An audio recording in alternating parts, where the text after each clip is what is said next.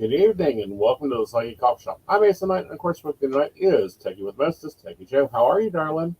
I'm doing okay. How are you this evening? Doing good, doing good. Hello, Devin. Hello, Brenda. Brenda, your cookies survived until this morning. They did. They did. Yes. And then they Much died. munching occurred. Yes. They were They were very delicious. We went through recipes. lovely. Yes.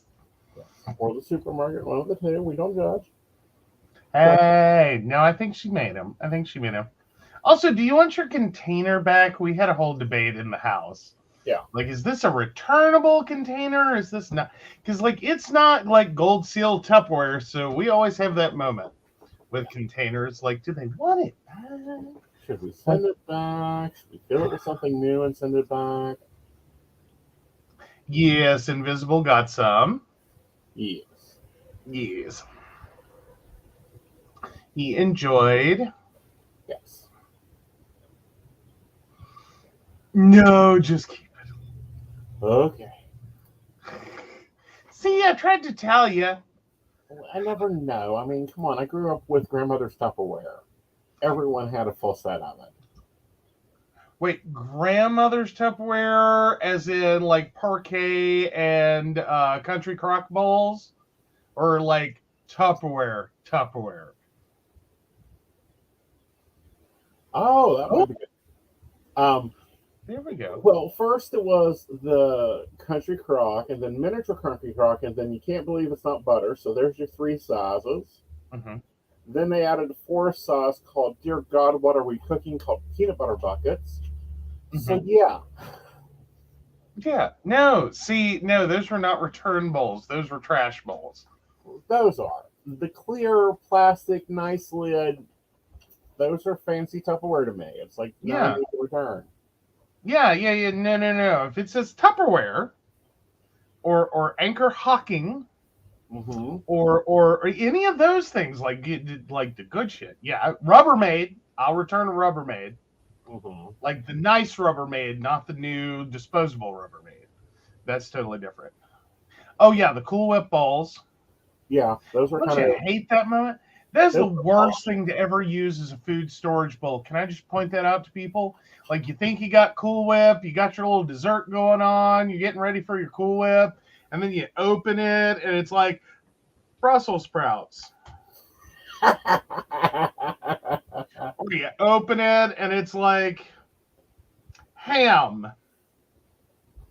Like, that just ruins the whole, like... No, that leads you to a full meal. Well, like, I'm pre-trained for, like, country crock bowls or not country crock. Uh-huh. Not that I ever care for country crock. I'm looking for the real butter anyway. You know, I'm already disappointed when I open a country crock, okay? Yeah. Like, I don't really get that much more disappointed. Mm-hmm. But Cool Whip, I get disappointed.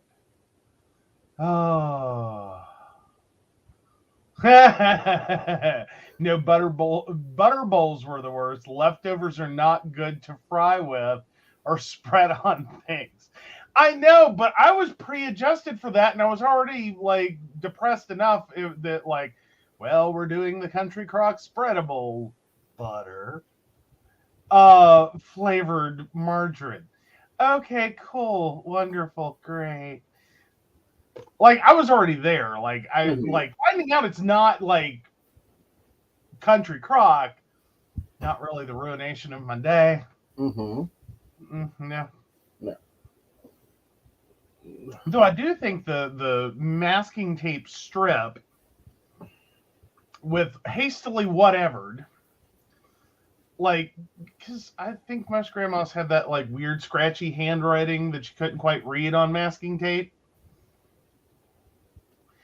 Don't ask me every time I ever see that. It looks like a 5-year-old tried to scratch into the lid what was left in here to die in the back of someone's refrigerator.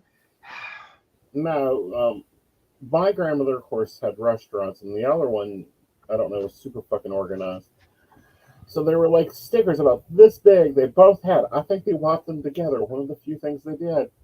It had the date it was made, what it was, the date you threw it out, and how to reheat it. Oh, God bless. Yeah. Problem is those fuckers don't peel off. Mm-mm. Just stack them up. Yeah. It's like, Once in a while, you get to knock the stack over. mm-hmm. Of course, then again, that's the problem with if you're using like it's one thing if you're doing that on a Tupperware bowl. It's quite another if you're doing it on the kind Mm-hmm. of rock. Yeah. Or the I can't believe it's not butter. Yes. That is normally I can't carrot. believe you're still reusing this container. Yep. But yeah, they say reuse, recycle. Oh yeah. Well, the giveaway, not that I've never seen it happen before. The giveaway for me was always that, like, with my grandmother, especially if she was using like the parquet or the whatever, you'd get to that point where the design had changed. Uh-huh. So you immediately had that, either we've had this for a while, Uh-huh. quite a while, Uh-huh. or wasn't this the design of the packaging like 5 years ago? See, ours never lasted that Like long. that was your first clue when you went to open it, like 5-year-old package design. Oh, yep, nope, not butter. No, see, ours never lasted that long, at least for grandmother. And she fed like a fucking army. She couldn't cook. Mm-hmm. She's like me. And we can go ahead and talk about that. She was like me, I can't cook for 1 or 2 Right. or 4. Well, 50. see, that was the problem. See, that was the problem with my grandmother is that stuff ended up in the freezer. Mm-hmm. And I know the rest of the world disagrees with this, but my grandmother was a firm believer that if you put it in the freezer, it magically lasts forever. 3 years. No. Like, no, she was thoroughly convinced if you put it in the freezer, you could serve like leftovers from 1976 in like 1994. As long as they're not freezer burn. As long as they're not freezer burned, he says. No waste, no waste. But anyhow, you want to tell them what we're up to? Or what I was up to? Oh, you take it away. So I was busy yesterday.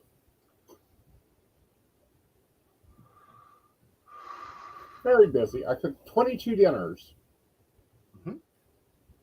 We have now eaten 1. Yes. Well, no, technically 2. Technically 2. Technically 2. Yep. So I'm tried last week waterfall cooking. This week I took waterfall cooking to the next level with freezer cooking. Well, basically. Yes.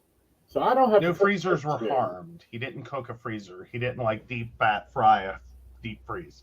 Right. It would have been horrible. That would have been interesting, and I want to see the fire. But other than that, I think we're okay. Basically. Yeah. But anyway, I did 22 meals, so that means I don't have to cook till, counting the Sunday leftovers, sometime in June. I have to cook in June. Oh, darn. Right. Probably the second or week of June. Probably. Like that. I don't know. Let me count it up real quick. So let's see. I think it's going to be like the 4th or 5th. Cool.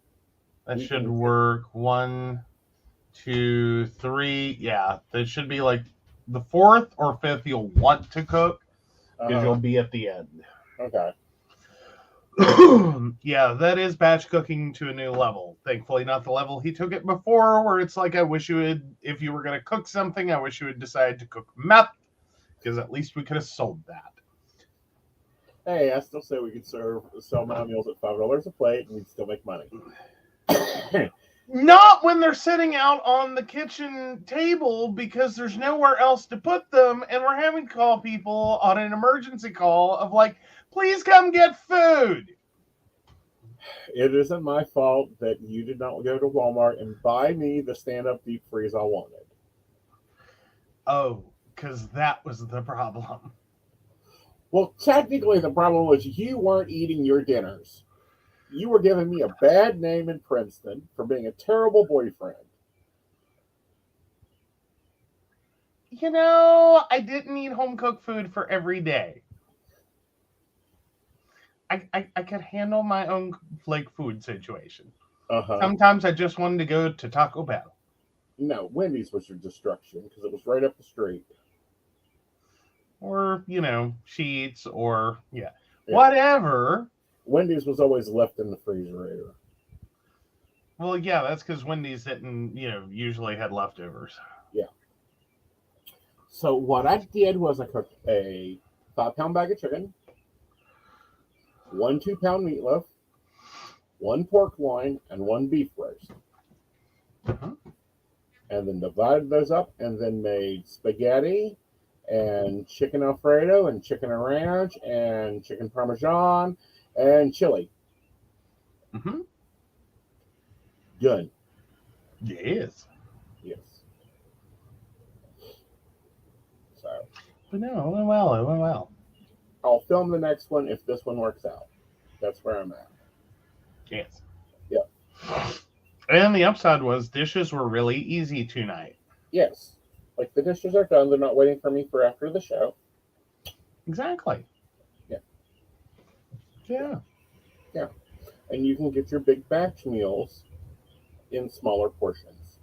Because there's some things that I won't cook if it's just me and him that he can now have. Oh, and I forgot beans. We made bean soup. Yes. Yeah. Yeah, there's a few different things going there. Mm-hmm. And some of those, Mm-hmm. if I remember right, Mm-hmm. they turn into other things. They're transformer meals. Yes. Could call them that. Transformer meals. Right. That apparently nobody cooks on YouTube that way. I'm going to search it again because I searched it yesterday looking for ideas. Yeah, I've always thought of it as waterfall cooking, which may be part of the problem if you're searching for waterfall cooking. Yeah. But to me, it acts like a waterfall because it, this becomes this, becomes this. It's a waterfall. Transformer table. Apparently, there's been Transformer toys. Well, yes. There are Transformer toys. No. Again, none. Well, as Brenda says, it is batch cooking. Right. It's just a different take on it. Right. So, but no, that was fun. That took up most of my Monday. If you're wondering where I was slaving away in the kitchen for my poor husband. Uh-huh. Uh-huh. Please, he threw 5 pounds of chicken in the oven and left. Yes. I'm not kidding. He just left. He was gone. I set a timer. Thud. Why the roast was in the slow cook? Well, one of the roasts was in the slow cooker. Wasn't that big of a deal. Yeah, no, it wasn't that big a deal. I'm just sitting here going, while you're claiming to have slaved in the kitchen. Uh-huh. Like, slow your roll there. Uh-huh. Yeah. But no. So that was handled. So let's get into some news. I think we'll go to entertainment first. Okay. So, yeah, Priscilla Presley agrees to settlement in dispute over Lisa Marie Presley's estate. So that comes to us from CNN. So Priscilla Presley has reached a settlement agreement over her petition questioning the validity of her late daughter, Lisa Marie Presley's will. Mm-hmm. The parties would like to report that they've reached a settlement. Ronson J. Shamoon, Priscilla Presley's attorney, told Judge Lynn Scaduto at a court hearing in Los Angeles on Tuesday. The agreement pertains to the Promenade Trust, which names Riley Cano and Lisa Marie Presley's oldest daughter as the beneficiary of her late mother's estate. Details of the agreement were not discussed in court. Attorneys for the parties said they planned to file a motion to seal the settlement agreement. The judge asked for the settlement and the motion to seal be filed by June 12th and set another hearing in the case for August 4th. The families are happy, Shamoon told reporters outside court. Everyone is happy, unified, together, and excited for the future. Justin Gold, attorney for Riley Cano, told CNN she is very content. Lisa Marie Presley, Elvis Presley's only child, died in January after being hospitalized following an apparent cardiac arrest at her California home. Priscilla Presley disputed a 2016 amendment to her daughter's will, which states that Lisa Marie Presley removed her mother and former business manager, Barry Siegel, as co-trustees, replacing them with her children, Riley and Benjamin Cano. Benjamin Cano later died in 2020. The petition filed in January and obtained by CNN alleged that Priscilla Presley did not receive the amendment while her daughter was alive, as required by her trust, and that the document misspells Priscilla's name. The petition also alleged that the amendment was not witnessed or notarized and questioned the authenticity of Lisa Marie Presley's signature. Mm-hmm. That's just really weird. Lisa Marie Presley's cause of death remains under review, according to the Los Angeles County coroner. That's just so weird. Yeah. Well, not only that, but it's kind of weird in general, this whole situation. You know, like, I would think that she would have took every step in action legally. Like, what's her lawyers doing? Surely they're not, messing around and doing nothing. True. Well, I mean, but, the misspelled name, a lot of that was... Because I'm sorry, I'm sitting here going, well, like, one, no one expects for their child to predecease them. Right. Which is part of the issue here. Right. And then turn around and, that's a lot of problems. Right. With that, it wasn't witnessed or notarized. It misspelled her name. Right. And didn't follow the agreements for the trust. Mm-hmm. And then the signature's wonky? Yeah. Again, what's her law? I would have taken that to court. Yeah, I would have taken it to court. I'm glad they've reached an agreement, but I think that it's really weird, however, that the grandmother is challenging that the grandchildren get the trust of their mother. Yeah.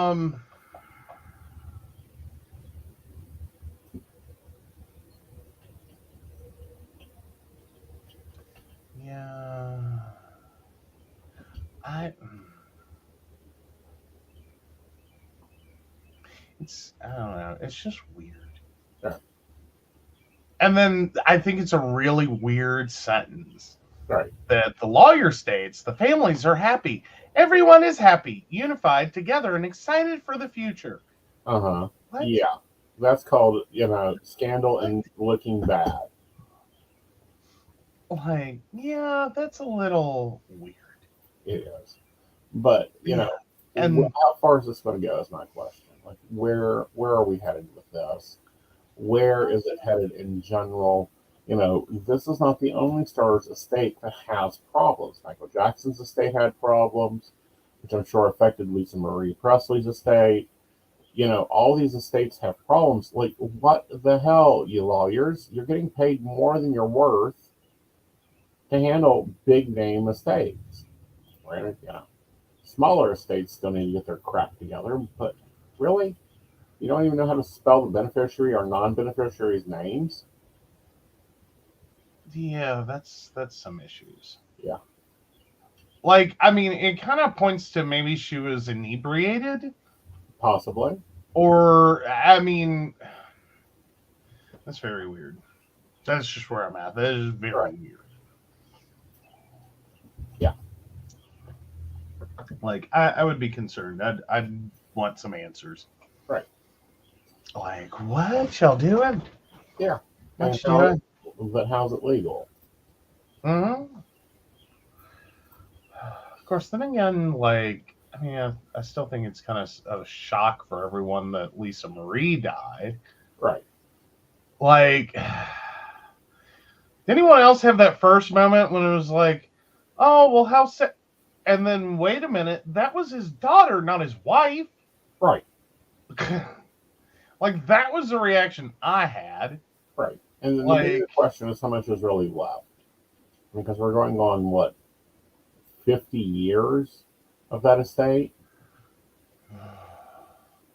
well, that is a good question, is how much is left. But then again, didn't the estate still own all of his copyright? Oh, yeah. Like, that's the reason So, he done I'll Never Love You. Oh, he didn't do I'll Always Love You is because he couldn't. Dolly would not give up her copyright. right. Which probably would have been a really cool song for him to do, but I'm just sitting here going, yeah, no, he's still getting, or the estate is still getting residuals, I'm sure. Mm-hmm. By the truckload. Yep. Like, let's see. Well, and then aren't there still Graceland tours? Yep. So, yeah, I'm sure that makes tons of money. Of course, of course. So, yeah. Oh, hell. In 1993, okay, so sorry, Wikipedia, let's go through the Elvis Presley estate. After Elvis Presley's death at Graceland on August 1677, his will appointed his father, Vernon Presley, executor and trustee. The beneficiaries of the trust were Vernon, Elvis's grandmother, Minnie Mae Presley, and Lisa Marie, whose inheritance was to be held in trust until her 25th birthday. After Vernon Presley's death in 1979, Elvis's former wife, Priscilla Presley, was named as one of the of three trustees in his will. The others were the National Bank of Commerce in Memphis and Joseph Hanks, who had been the Presley's accountant.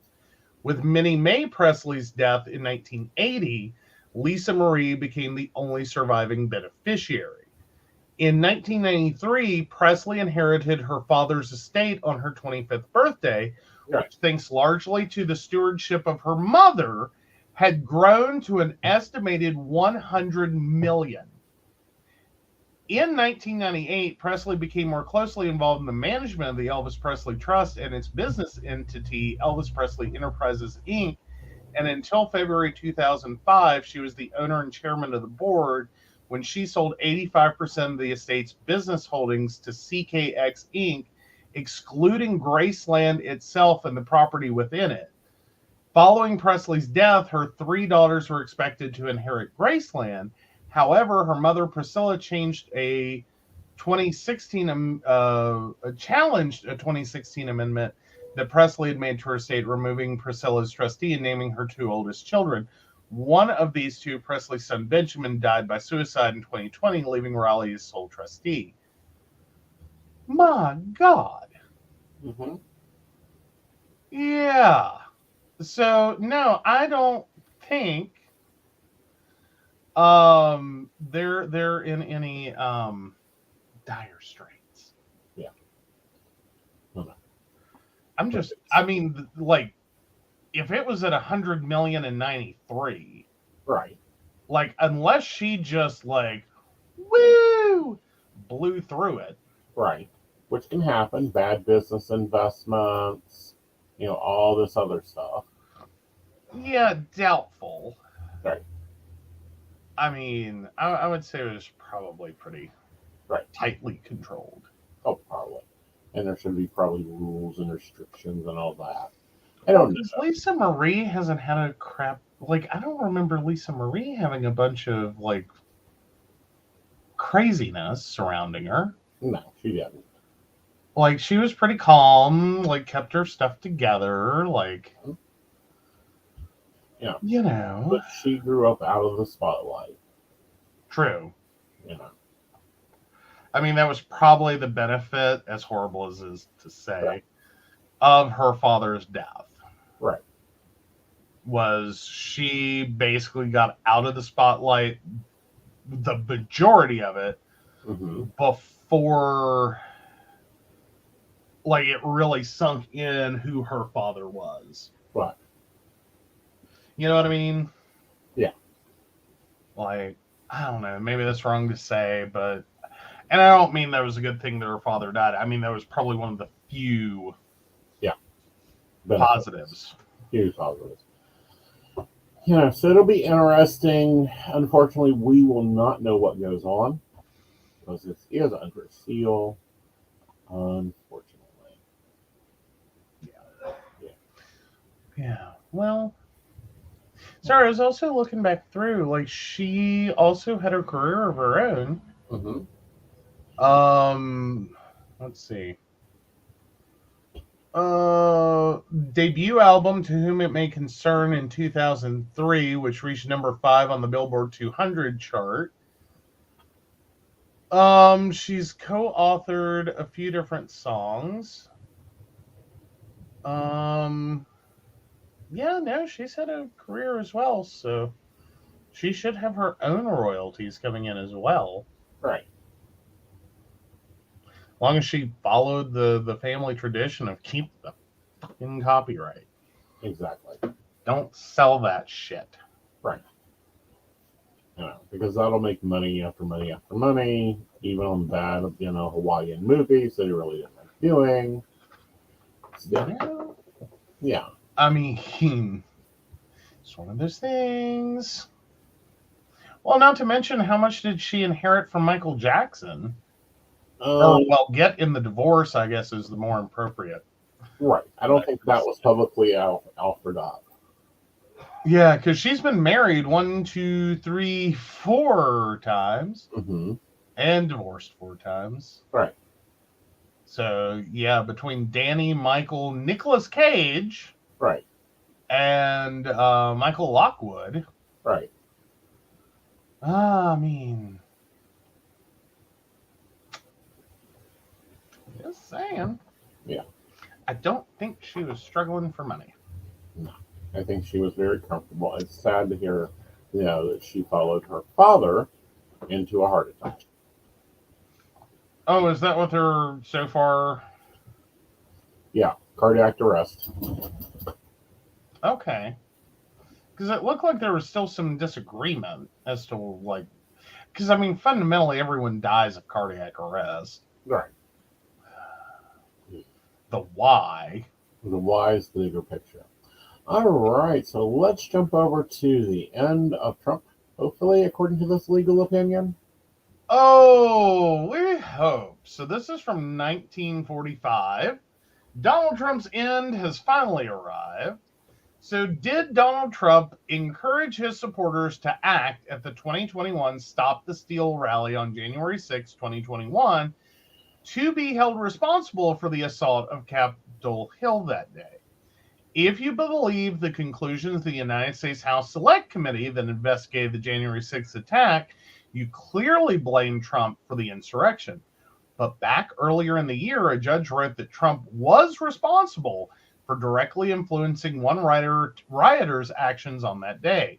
This ruling might influence other civil cases against the former president for his words on January 6th. So federal district judge Colleen Kohler-Coatley wrote an 18-page opinion that a Trump supporter, quote, followed then President Trump's instructions, end quote, in breaking the law. Months back, Deneen McAndrew of California was convicted of violent entry and disorderly conduct at the Capitol complex. The judge in the 3-day bench trial, a trial without a jury, determined that Trump was at least partially responsible for McAndrew's actions. The judge said McAndrew was, quote, heeding the call of former President Trump, and she continued onwards to stop the steal. Kohler-Coatley wrote, and at this Stop the Steal rally, then President Trump eponymously extorted his supporters to, in fact, stop the steal by marching to the Capitol. At the time, Trump's spokesperson Liz Harrington disagreed with the judge in a rejoinder reported by Axios, stating that Donald Trump, quote, urged the crowd to peacefully and patriotically make your voices heard. Harrington said the judge specifically left these words out of her opinion document. Setting a precedent brings up a question.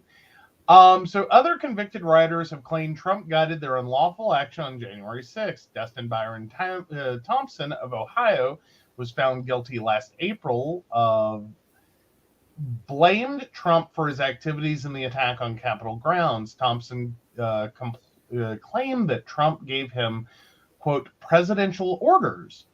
Thompson was sentenced in November to serve 36 months for his transgressions. The California judge's opinion on the McAndrew case is noteworthy because it appears to be in step with findings from January 6th Congressional Committee investigation. This could create a precedent in which other judges will also cite Trump's culpability. These opinions could be used in civil cases against Trump for allegedly inciting the rioters. Yep. Well, because now here's the next part of this is Trump has made a federal appeal to be immune from civil lawsuits regarding January 6th. Trump is facing lawsuits from police officers and members of Congress that are based on evidence that he allegedly fired up the crowd, for instance, by telling his supporters to fight like hell. Mm-hmm. Trump's lawyers have maintained that he was performing regular presidential duties in his capacity of speech giving and therefore should be immune from civil lawsuits. Trump attorney Jesse Bendall told the U.S. Court of Appeals for the District of Columbia Circuit that Donald Trump was simply commenting on outside events, which is in his power of practicing the bully pulpit that other presidents use to rightfully communicate. Reuters said in December that a 1982 U.S. Supreme Court ruling held that presidents cannot be sued over their official acts. However, U.S. District Judge Amit Mehta in Washington, D.C. ruled in February last year that Trump's speech before the riots did not fall under his scope of duties. This allowed the lawsuits to proceed. Yep. See, and this is my thing. If there is negligence there, if there is conspiracy charges there, why is he not charged? Answer me that, prosecutor. Of every one of these states, why is he not charged? Well, I think right now part of it is this is becoming the foundation for it. Mm-hmm. Is that what he did Mm-hmm. was originally considered just another speech by a president that was part of his official duties. Right. So, he fired up the crowd. Mm-hmm. And that seems to be the approach that everyone assumed was valid based on that 82 opinion. Right. So, he was giving a speech. Right. You know, like that shouldn't happen, but, you know, that was official duty. Right.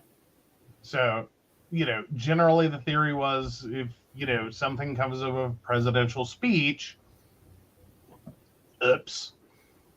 Yeah, see, and that's it should not be an oops. That should be you're fired. Well, I mean, there's probably other situations in which, like, something a president has said could inadvertently, Mm-hmm.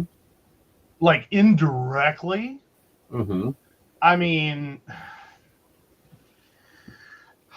there have been some powerful presidential speeches over the years. Well, yeah, I mean, you know, JFK's, you know, do what, you know, ask not what your country can do for you, ask what you can do for your country. Yeah, that one's pretty benign. That inspired a lot of people, but it didn't really inspire them to violent action. No, did not inspire them to violent action. Oh, I'm just trying to remember real quick. So, because I want to make sure it's it. So June 12th, 1987, Mm-hmm. Mr. Gorbachev tear down this wall. Uh-huh. One could argue that was a pretty insightful speech on the Berlin Wall. Yeah, and it went down too. Yes, it did. I think it went down as that speech occurred. Most likely, yes, but also Gorbachev agreed to it being torn down. I mean, that was the announcement of it. And then right, but it didn't get torn down through official capacities. Like, you had people rioting and tearing down a fucking wall. Yeah, you know, like, Texas should take note. I mean, the upside being this didn't happen in the U.S. and it was not an action that was directed against members of, a political Right. party or part of the bigger legislative body. But it did do some property damage. Yeah. Like that wall didn't come down peacefully. And that happens, unfortunately. Um, but it's like things happen, things go through speeches, but this was insane. Speaking of the riots, we have another one going to jail. Surprise, surprise. Oh, we got another article coming through for me. Thought I already sent it to you, but I'll send it to you again. Wounded man who invaded the Senate with a knife. Oh, there it is. Prison. Oh, so an Alabama man was sentenced on Tuesday to nearly 2 years in prison for storming the U.S. Capitol and invading the Senate floor with a knife on his hip and a gaping wound on his face. A police officer shot Joshua Matthew Black in his left cheek with a crowd control munition outside the Capitol during the riot on January 6, 2021. The bloody hole in his face didn't stop Black from occupying the Senate with other rioters after lawmakers evacuated the chamber. Black was a notorious offender during the attack on the Capitol, prosecutors wrote in a court filing. The nation was shocked and appalled at the events of January 6, and perhaps no other incident sparked as much outrage and distress as Black and other rioters' occupation of the Senate chamber. Prosecutors had recommended a 5-year prison sentence for Black, 47, of Leeds, Alabama, a suburb of Birmingham. U.S. District Judge Amy Berman Jackson sentenced Black to 22 months in prison, followed by 2 years of supervised release, according to court records. Black didn't testify before the judge convicted him in January of 5 charges, including 3 felonies, after hearing trial testimony without a jury. Jackson also acquitted him of 1 count, obstructing a congressional proceeding. Black joined the mob that disrupted the January 6 joint session of Congress for certifying President Joe Biden's 2020 electoral victory, but the judge concluded that the prosecutors didn't prove Black knowingly intended to obstruct or impede the proceedings. Okay. Really, prosecutors? You couldn't get that one across? Anywho, defense attorney Clark Fleckinger said Black, an evangelical Christian, was motivated by his religious beliefs. Black believed God directed him to go to Washington so he could plead the blood of Jesus on the plead the blood of Jesus. Okay, that's what it says. On the Senate floor to foster congressional atonement for what he perceived to be the transgressions of a corrupt Democratic Party and Republican Party, Fleckinger wrote in a court filing. All righty. So yeah. 14 years, 19 have received prison sentences of 5 years or longer, according to the Associated Press. See, this is my question. Is he going to be allowed to vote when he comes out? Oh, that depends upon if Alabama will do reinstatement or not.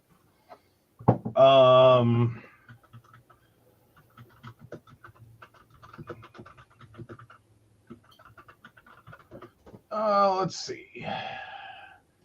So Alabama, guidelines for Alabama voters convicted of crimes. All right, so ineligible convictions not pardonable are treason and impeachment. You cannot restore your voting rights if you have either of these convictions or if you were sentenced to death. Ineligible convictions pardonable are murder, rape, sodomy, sexual abuse, sexual torture, enticing a child to enter a vehicle for immoral purposes, soliciting a child by computer, production of obscene matter, parents or guardians permitting children to engage in obscene matter, possession of obscene matter, possession with intent to distribute child pornography. Those are pardonable convictions. And then there's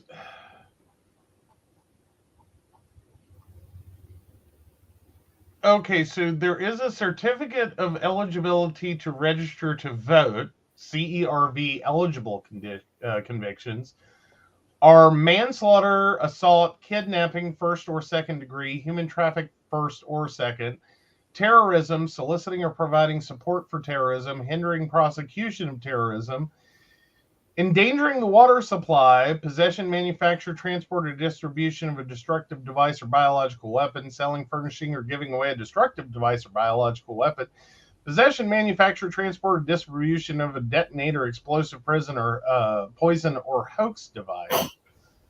Blah blah blah blah blah blah blah blah. So what was his charges again? I'm sorry. I'm trying to get to the prayer relief.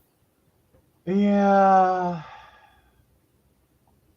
Black's felony conviction under section 1752 and 52 subject to his maximum fine of $250,000. Whether imposing a fine sentence should consider the defendant's income, earnings, blah blah blah. Due to Black's recent receipts of donations from the Lumberjack Logic podcast, a governor requests the court impose a fine equal to his realizes the contributions, which appear to be $807. Yeah, I'm just going to go with yes, he can get his voting rights back.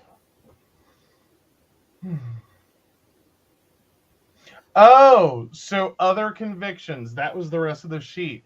If you have not been convicted of a crime in the black, red, or yellow boxes, which I was reading previously, then you have not been convicted of a crime of moral turpitude. You have never lost your right to vote. That's interesting. Imminent authority of ordered resolution. Two general statutes such as first the victim and the witness protest. Oh God, the case law is terrible. Alabama district, come on. Pretty much. So whatever the 3 felonies were that he got convicted of, unless they are treason and impeachment, he either will get his rights back or he can get his rights back. Yeah, see, I want to see all of them stripped of voter rights. Yeah. I can understand that one. Not.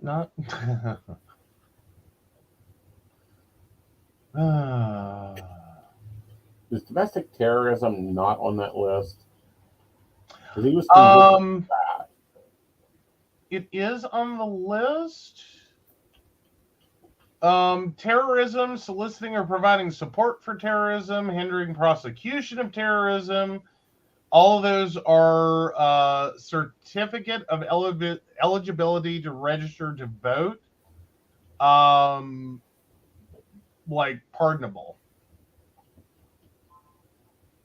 As long as he is okay, so you can apply for a certificate of eligibility to register to vote if you have no pending criminal charges, completed full sentence, parole or probation, or been pardoned, and paid all fines, fees, and restitution ordered at the time of sentence on the disqualifying felony. Yeah. So basically, yeah. Yeah, so he's going to be the obstruction of orderly process he was cleared of. Entering or remaining in a restricted building with grounds of deadly weapon, disorderly conduct, conducting a restricted building, unlawful possession of dangerous weapon on Capitol grounds, entering and remaining on the floor of Congress, disorderly conduct on the Capitol. So looking at this, he is not allowed to vote until he completes his parole and reappears. So the judge, so that's at least 5 years. Yeah, roughly, yeah. Yeah. And makes full restitution and does anything else. Yeah, which, that's $250,000 in fines with quarterly interest of 1.2%. But weren't you also reading something about it sounded like he was getting donations? Yeah, so $807 from a podcast. Oh, wow. Oh, goodness. Yeah, because according to his thing, that, his mowing lawns really don't make him that much money. Oh, I'm sure it doesn't. Yeah. So it'll be a while for him to get that done. Yeah. All right, let's take a break and then we'll be talking about Jupiter smacking into the bull.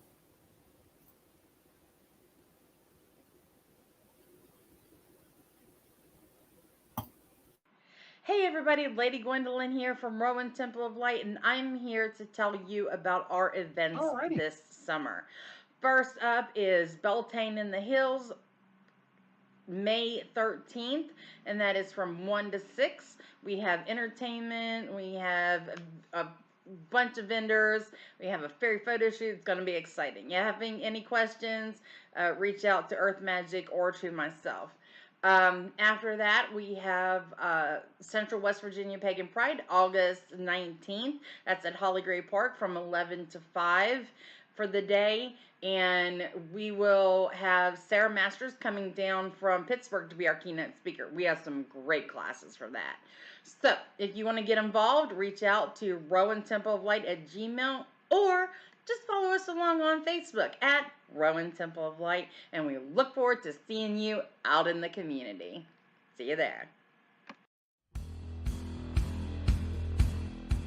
Welcome back, Goblins! My name is Jason, and I am the host of the Esoteric Book Club, a podcast that examines titles on the magical, paranormal, the mysterious, and the strange. I release 2 episodes a month in which I review books on esoteric topics, recap news of the weird, and conduct interviews with authors, practitioners, and experiencers. The Esoteric Book Club can be found on every major podcast service or can be streamed directly from esotericbookclub.org. Hi, I'm Aeson Knight. I provide tarot readings covering everything from love and relationships to your life questions and your most spiritual answers. And also, I provide a lot of guidance in finances and divorces and all those relationship problems. So, if you'd like to get a reading from me privately, not on air, you can feel free to do so by visiting aesonknight.com and booking your appointment. I also provide on-demand services, so if your life is a little chaotic, you can go ahead and click that Call Now button there on my site. It'll connect you to Keen, and if you've not been with Keen before, you'll get 3 free minutes to talk with me, so that's great for a quick answer question. All right, guys, back to the show. Enjoy. Bye, y'all. Hi, I'm Tracy Van. I provide a blended reading consisting of mediumship, psychic, and tarot cards. A reading from me can cover any guidance you need from relationships with your partner or your family, spiritual, financial, any questions you may need clarity on. If you would like to book an appointment with me, check out my website, tracyvann.com. That's TracyVann.com. I have bookings from 15 to 60 minutes you may choose from. That helps if you just have a quick question, need an answer, or if you're looking for a reading in more depth, I'm here to provide the guidance and clarity for you. Let's just figure it out. Bye. All Right. Well, Shannon, thanks for joining us. Sorry you were late. It's okay. Grab your coffee. It's still warm sitting there. Oh, yeah, it's great. It's good. All righty. Alrighty then. Let's talk about Jupiter in Taurus, which happens today. It happened at 1:20 p.m. ET. Yes. Yes. Go for it. Oh, okay. I'm sorry. I have the article. What? I wasn't ready. I know we said it. I wasn't ready. I was looking for a leak. So, yay, let's get there. I'm getting there. All right, so Jupiter enters Taurus after the urgency of Aries. Jupiter slows down and grounded Taurus as we spend the next year learning to enjoy the ride of life. Over the next few months, we are here to appreciate the small sensual pleasures of life. Remember, it's the journey, not the destination, that matters. Yeah, sometimes I think the destination matters. Hello, Taurus. What are you up to?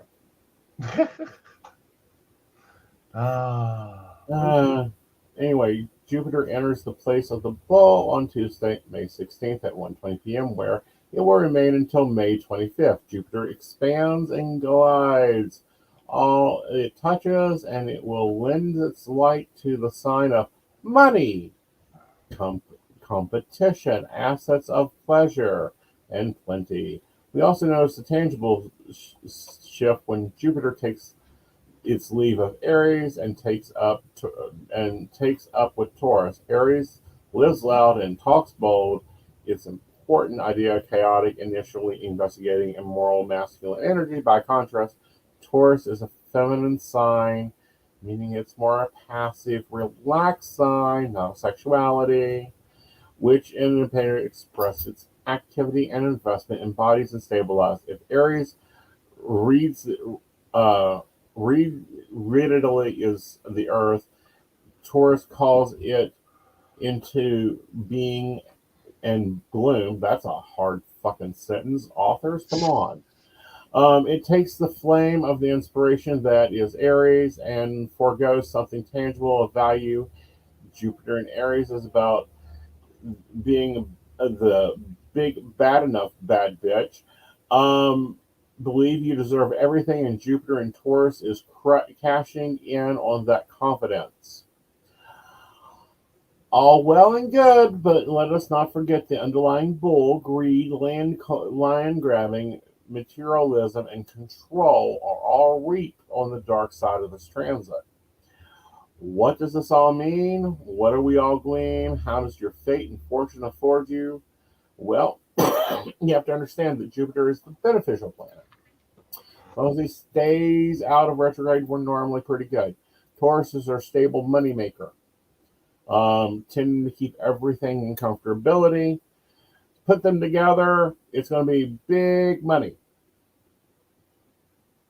Well, and it sounds like this is basically like bull in a china shop, but good. Yes, it's like imagine all the chaos of like bull in a china shop, but to good effect. So it may be one of those things where you're kind of like, oh my god, and then oh my god, right? Like the two sides of that, where like you, for instance, not wishing this on anyone, but like you wreck your crappy car, but you get a massive insurance payout for it. Right. Like it's that kind of like, yeah. Sit. Sorry guys, we're still dealing with a 3-year-old. If your dog's all set, great. If not, work on them. Oh, Devin points out or asks, is Jupiter and Taurus going to cause folks to make decisions they wouldn't otherwise make? Yes.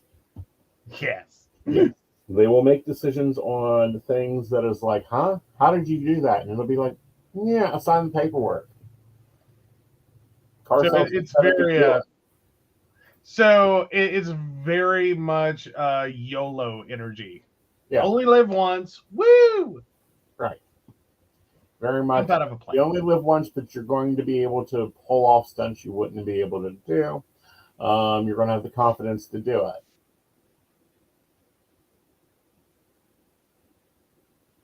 Okay. That type of thing.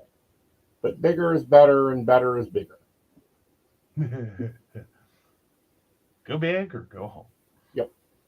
So it'll be fun and stable. Okay. Yeah. Devin says, "Oh dear, that explains my major screw up." Yep. Oh, Shannon says, "My hypermobility would argue otherwise." LOL. Yep.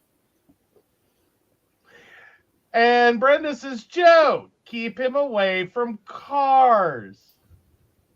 No need to keep me away. I found what I wanted.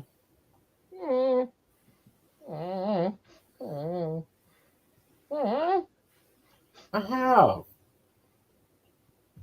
Yeah, but what she doesn't know is we're taking another road trip tomorrow. I know.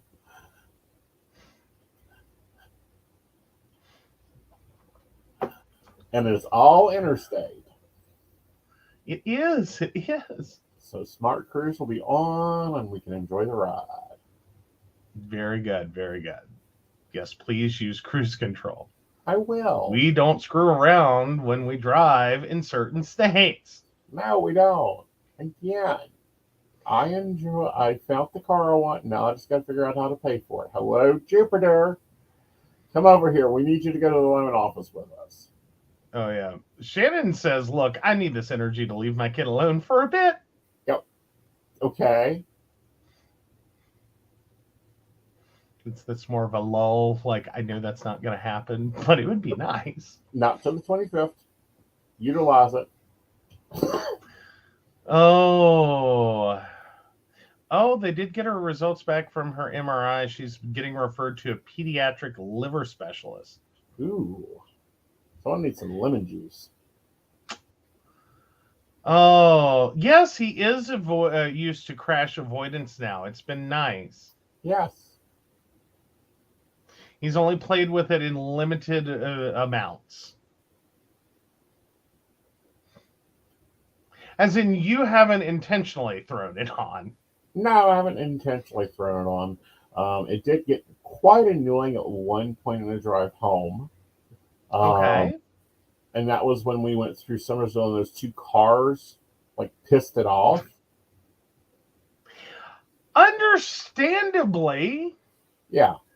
Like, yeah, that was a moment in intersections. Right. Because we were going straight down the road. These two cars were coming across the road, and they basically went after the light. Right. And so, yeah, their convergence passing each other. Yeah. Yeah, it really ticked off the car. Yeah. It was just like, I was like, it's okay. Calm down. Oh, and yes, Jupiter says Shannon. And yes, Jupiter be nice to me. I like work plans, potentially making 20,000 more a year with what they are setting up. Uh-huh. See, that's Jupiter energy. Well, I don't know, but like, would Jupiter energy technically also be like, go ask for 25? No, Jupiter energy would be like, oh, take the money. Take the money. Fair enough. I was just curious how to apply that. Yeah, here's your path. Like, is this a situation where you look 20,000 in the dollars in the mouth and be like, nah, I want more? No, this is a situation where it's like, oh, you're going to add 20,000 to my salary? Well, thank you. And it's going to be retroactive from the first of the year? Well, thank you. Shannon's like, I'm taking it. I'm like, no. They offered me 20,000. I'm taking 20,000. Shut up, Joe. Yeah. Fair enough. I'm just curious because, like, the way the energy is described, like, it sounds like it could be a moment. Yep. Where it's like, oh, you're only offering me 20,000. Screw that. Like, YOLO. Yeah. All right, so let's go over to some common relationship advice. All right.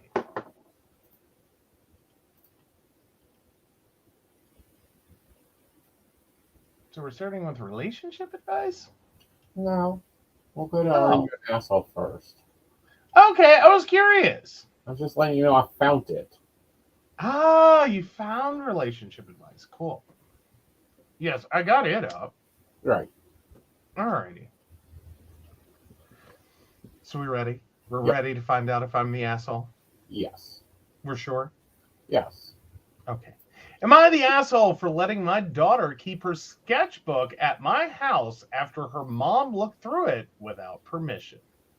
So to start, I have 50-50 custody of my daughter, Claire, 12 female, with my ex-wife, Jessica. Jessica is married to Chris, 40 male, who has 2 kids, Addie, 7 female, and Luke, 10 male. Claire spends 1 week at my place, 1 week with her mom. Sunday is the swap day. 2 weeks ago, Claire had a huge fight with her step-siblings. Apparently, they snuck into her room when she was away and went through her stuff, breaking some of her important items in the process, and Claire screamed at them when she found out. Jessica and Chris wrote off Addie and Luke's behavior as kids will be kids. I disagree. I think that Addie and Luke need a reality check for their behavior and that they shouldn't get away with it. However, they said that Claire's reaction was, quote, over the top, quote, and, quote, a sign that there's something wrong with her. Jessica decided that she needed to, quote, find out what's in Claire's head, end quote, and so she confiscated Claire's sketchbook, which Claire uses to get her feelings out, and went through it. Apparently what she found was, quote, disturbing. Claire showed me her sketchbook before, and no, it isn't, and took Claire to a psychologist for evaluation. Spoiler alert, they didn't find anything. My daughter is completely mentally healthy, save for, surprise, surprise, stress from her step-siblings. Anyway, I got Claire last Sunday, and she spent her first few hours with me holed up in her room, sketching, I think. At dinner, she told me what happened, and I surprised her with pancake breakfast the next morning to make her feel better. Before I gave her back to Jessica, Claire asked me to keep her sketchbook at my house so her mom wouldn't look through it. I said yes, and she went over to her mom's place without it. Yesterday, I got a text from Jessica. She said that she was worried that Claire forgot her sketchbook because when she went to confiscate it, it wasn't where Claire usually keeps it. She then asked me to arrange a time and place for her to pick it up. I said that the sketchbook was with me and that I decided to keep it because I didn't want it confiscated again. I didn't want to throw Claire under the bus here. In hindsight, lying probably wasn't the best idea. She said that I was being an asshole because she has, quote, a right to her daughter's mind, end quote. I said that I was worried because of how she handled it last time she went through it. She restated her previous point, and I did not respond. It's been about a day since that conversation. I'm starting to question my choice. Am I the asshole? No. Yeah. That's hell of a roller coaster, don't you think? Right. Oh. Oh, come on. I see it all the time with parents with teens that believe they don't need to have privacy. Mm-hmm. I like, yeah. Yeah, no, you don't own your child's mind. No, you don't own your child. You get a period of time to try to influence their opinion and behavior. Right. You don't own the mind. All right, let's take some comments here. All right, my sketch pad and notebook of poems would have probably horrified that mom. Yeah. Yep. Fuck, she does. If she's worried, take the kid to a therapy. She took her to a psychologist. The psychologist told her to handle her stepchildren. Basically. Yep. She's not entitled to shit there. Exactly. Yeah. Claire has 2 homes. Claire can do what she has in each home by herself, or the mother can go to the judge and have the judge listen to her. Yeah, which the judge is going to be like, are we seriously here right now for this? Well, furthermore, the judge is I would think. I'm not a lawyer. I don't know. I'm just going. Think the judge would order the mother to therapy. Mm-hmm. Mm-hmm. Yeah, mom needs a therapist, says Brenda. I am with you. I think she needs. I think there's some family problems there that are starting with the ex-wife and new husband. Mm-hmm. I think father should use this as an example and go for full custody and child support. Yeah.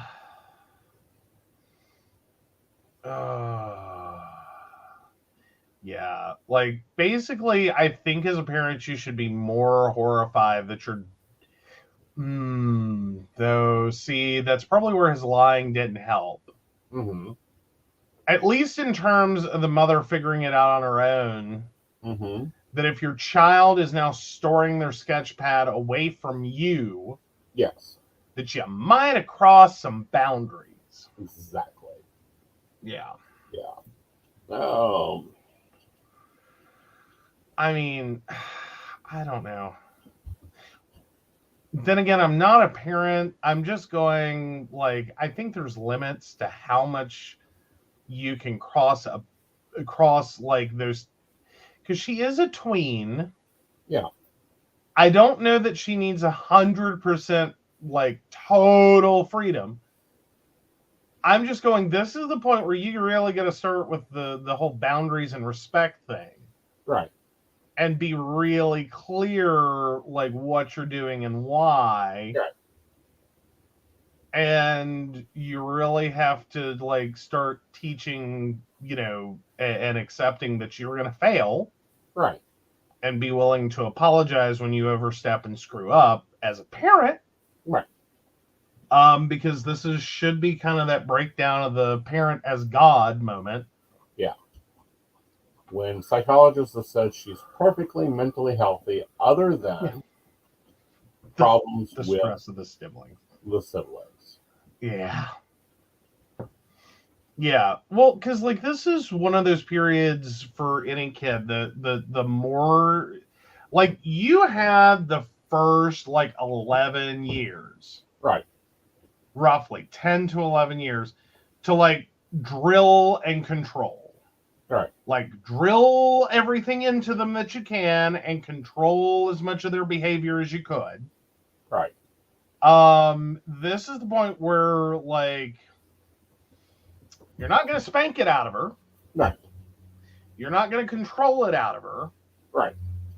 The best you can hope for is that it's, abnormal behavior and you can therapy it out of her, which a therapist has already said no. Right. You're like, your kid's fine. You're a little screwy as a parent, and her siblings are stressing her out. You might want to work on that. Right. Another commenter. My dad was a big control freak, and even he didn't go through my things like that. Yeah.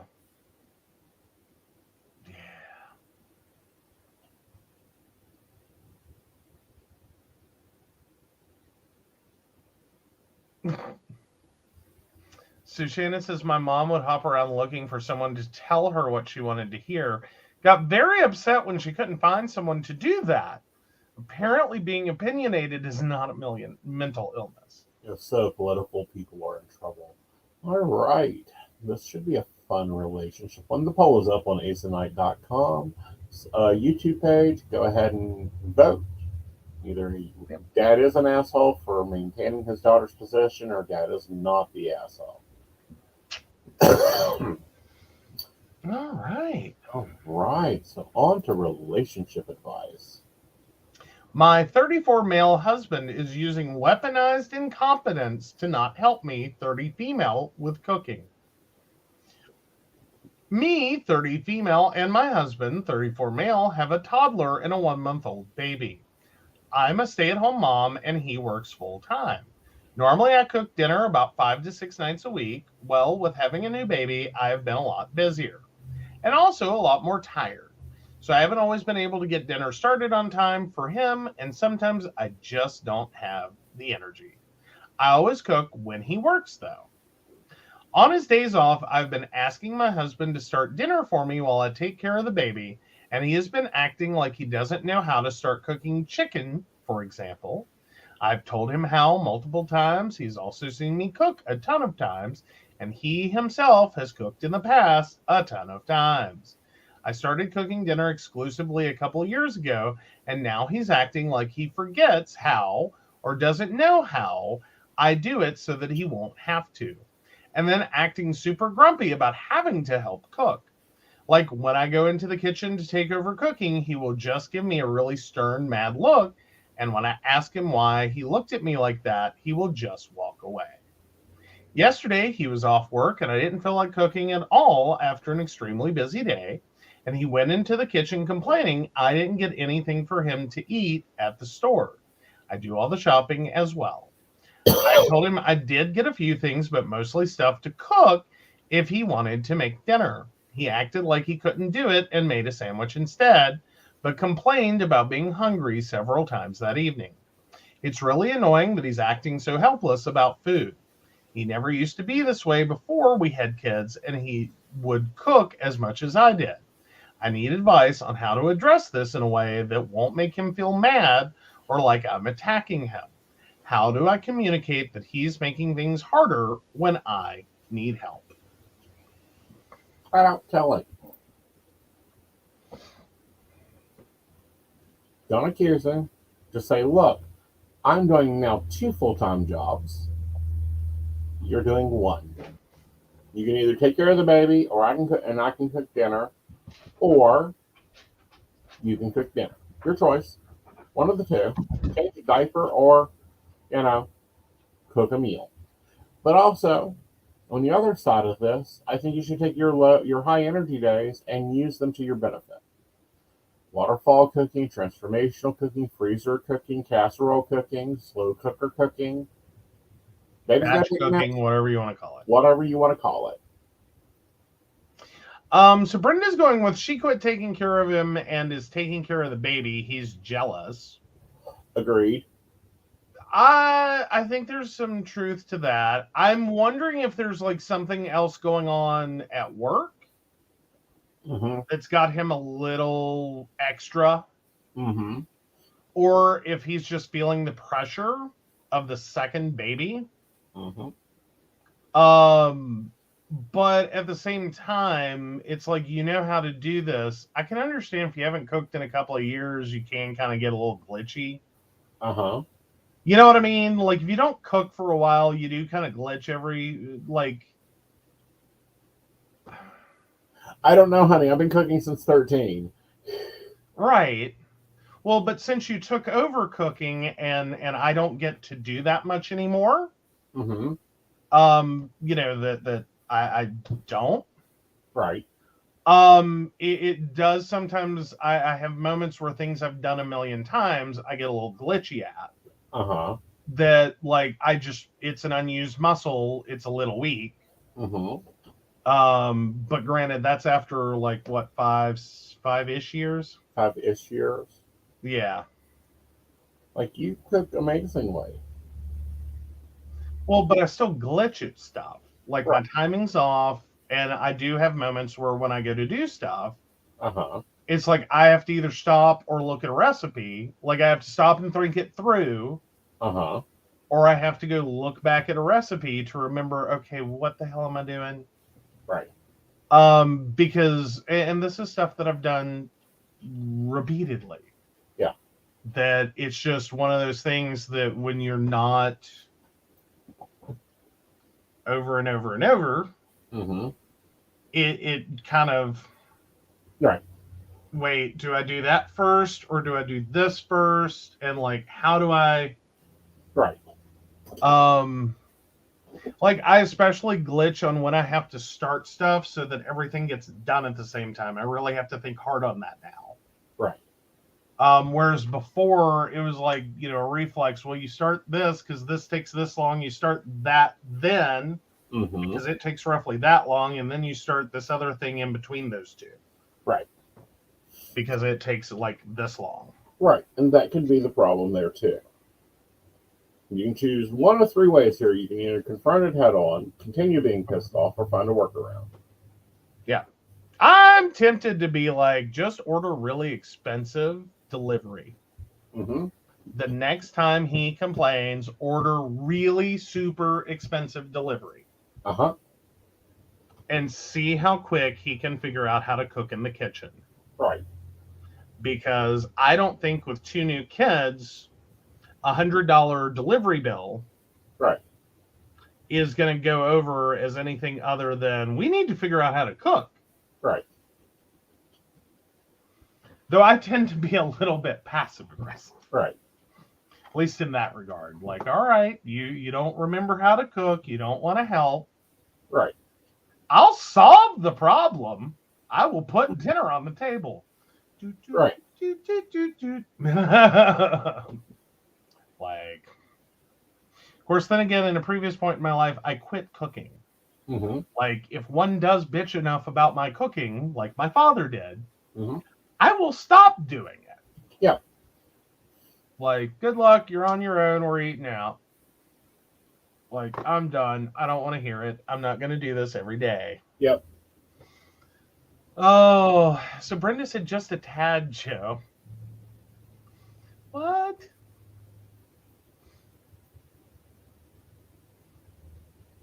I don't know. Just a tad? More info, Brenda. Like, I'm sure that came in at a point that it would have, or as in when you saw it, that probably came in at a point in which it made perfect sense, but now we're a few seconds ahead and now I'm lost. Yeah. I'm trying to, oh, the passive aggressive. Yes! I can be a little like, I will solve this. Uh-huh. I don't like it, but you just, Oh, so Shannon goes with my household. We say, Coma Brida. Eat shit. Uh-huh. Fair enough. Fair enough. Yeah, no, I was a little passive aggressive over dad's complaining about my cooking. I was like, that's it, I'm not cooking. Yeah. Like, There are some moments of that. But I tend to have the fine. You won't do it? I'll make ways to do it. Mm-hmm. I can spend $40 at a Taco Bell. Yeah. Like, I'm just saying. Order. So what's an average order for us now? It wasn't in 1998. No. In 1998, I got by with $3. I know. In 1998, when I started this, I got pissed off. And if I remember correctly, I went to Taco Bell and spent $40, went home. Dad's expecting change, and he was quite angry. And I went, well, get used to it. Uh-huh. So I had a lovely meal. He was pissed. I'm like, sorry, I'm not going to continue to listen to you. All right, so Devin has a question. So Shannon says, my hubby would complain about my cooking, and she'd tell him that. I looked it up and started saying it to him, too. She learned it from her mother-in-law. Eat shit. Fair enough. But no, like, I don't know. It's kind of like this past month, I've gotten to the thing of, fine, you won't be my roadblock. You'll be my bridge. Mm-hmm. Mm-hmm. Well, see, part of it was dad was a little bit spoiled by mom. Uh-huh. Because dad kind of had this weirdo, well, semi-weirdo. There are a lot of people that have it. I think dad probably took it to a bit of an extreme. Right. Theory that as, the sole provider, head of household, Uh-huh. that he deserved to eat better than the rest of us. In addition to have everything served to, whatever he wanted, and served to him on a silver tray in the living room. Right. Yeah. Yeah. Yeah. No, I'm not making two different meals for two people. No. Like, I didn't have time. You know what I mean? I'm a teenager. I have school. I have homework. Yep. I don't have time left for that crap.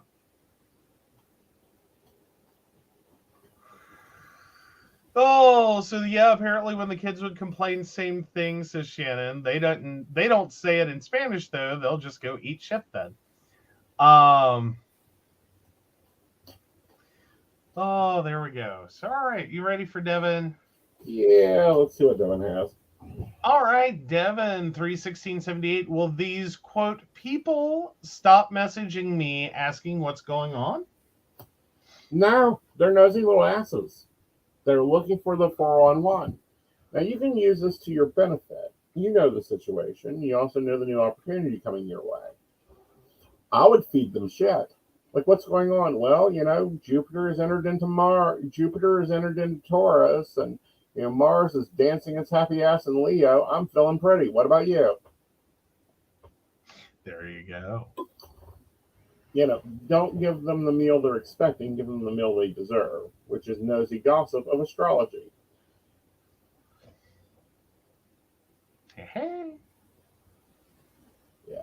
And, you know, for some reason, people are messaging from the past. Just let them sit. Well, that's just kind of a thing that happens. Yeah. Like, everything old is new again. Right. People pop back up. Right. Right. Alrighty. So, yeah. Yeah. So we have coffee and tea on Thursday at 8 p.m. We have Mountain Bears Friday at 8 p.m. And then we will have Psychic of the Plans. We did not have Psychic of the Plans this week because Aeson was toast. It's been a while since Aeson had done the drive, the job, the sleep up, the drive, the dinner. Yeah, Aeson was toast. I think it's the last time he ever rents a car in his own name. No.